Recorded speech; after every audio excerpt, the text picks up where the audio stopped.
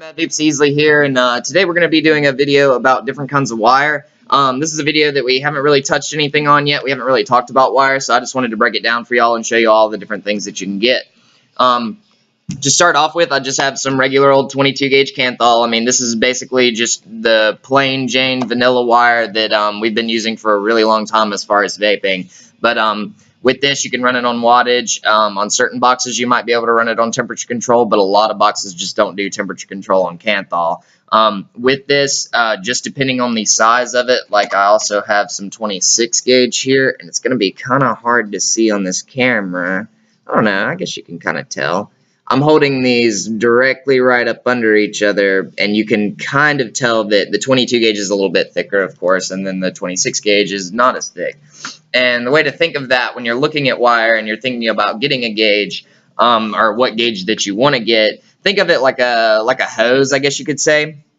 If you get like 22 gauge, 20 gauge, they're thicker, they're just wider. And so just like a hose, you're going to get more water through a thicker hose like that than you would through a thinner hose. Same thing with the wire. I mean, if you're using like a thinner gauge, you're not going to get as much off of it. It's definitely going to have a higher resistance to it and stuff like that.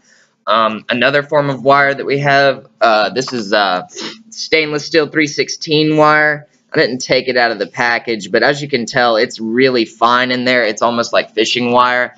Stainless steel 316 wire is something that you use on temperature control, of course. Some people say that you can do it on wattage mode, and I agree with that. I think that you can, but I'm just kind of picky about, you know, what metals I vape off of on wattage, and kanthal is really the only thing that I like to vape off of besides nichrome. And speaking of nichrome, this right here is called Mad Rabbit wire. This is 22 gauge, and this is I don't know if it shows you on there, but I'm pretty sure it's a nickel 90 based wire. It doesn't say.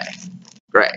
But it's either nickel 80 or nickel 90 based. Nichrome wire, what this is basically they take kanthal and they melt it with nickel, and it makes it ohm out lower, it gives less resistance and stuff like that. So 6 wraps of this is going to ohm out way lower than 6 wraps of 22 gauge regular old kanthal.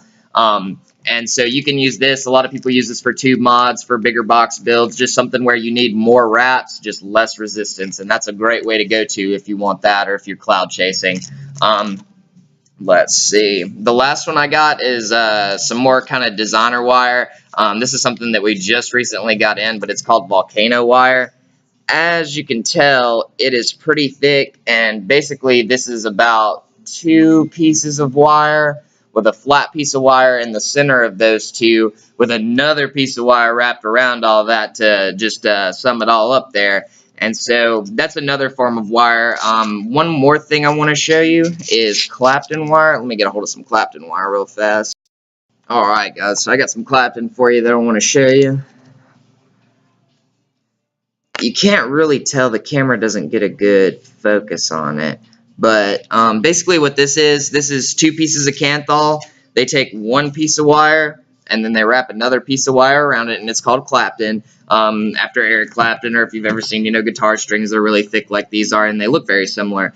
The biggest thing about Clapton wire is something that, because of those spaces that it creates more surface area. That juice gets trapped into those spaces, and you get a lot better flavor off of it. Personally, when I found Claptons and started using Claptons, I really haven't gone back to kanthal.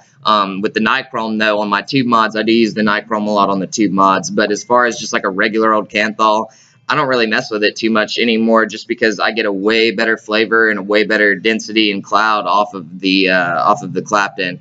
But that's pretty much it for this video. If y'all have any questions, feel free to leave them in the comments below, and I'll be sure to answer them. Y'all have a great day.